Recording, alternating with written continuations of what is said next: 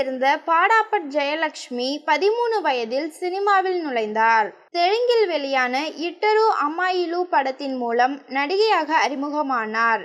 SR. Puttanna கணக்கல் இயக்கிய இந்த படத்தில் அக்னியோனி, நாகேஸ்வர ராவ், சோபன் பாபு, வாணிஸ்ரீ ஆகியோர் நடித்து இருந்தனர். கடந்த 1972ஆம் ஆண்டு ஏ. வின்சென்ட் இயக்கத்தில் வெளியான அர்த்த யாத்ரா மலையாள படம் மூலம் ரசிகர்கள் மனதில் இடம் பிடித்தார்.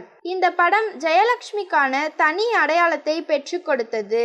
1974ஆம் ஆண்டு பாலச்சந்தர் இயக்கத்தில் வெளியான அவள் ஒரு தொடர்கதை படத்தின் மூலம் நடிகையாக தமிழில் அறிமுகமானார். அவள் ஒரு தொடர்கதை படத்தில் ஜெயலட்சுமிக்கு துடுக்குத்தனமான கதாபாத்திரம். அவள் ஒரு தொடர்கதையில் அவ்வப்போது பாடாபட் என்பார். அதுவே அவரது பெயருக்கு பின்னால் நிலைத்து பாடாபட் ஜெயலட்சுமி ஆனார். குறுகிய காலத்தில் தமிழ், தெலுங்கு, மலையாளம், கன்னடம் மொழிகளில் 66 படங்களில் திறமையை வெளிப்படுத்தினார். நடிப்பை முழுவதுமாக ஏற்றுக்கொண்டு திரைவானில் உச்சத்தில் இருந்தபோது காதல் அவரது வாழ்க்கையை இடறியது.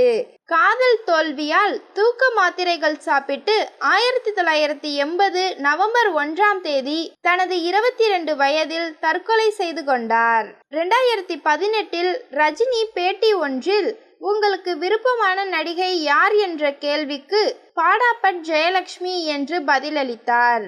ரஜினி மட்டுமின்றி அவருடன் நடித்த அனைவருக்கும் பாடாபட் ஜெயலட்சுமி விருப்ப நடிகையாக இருந்தார்.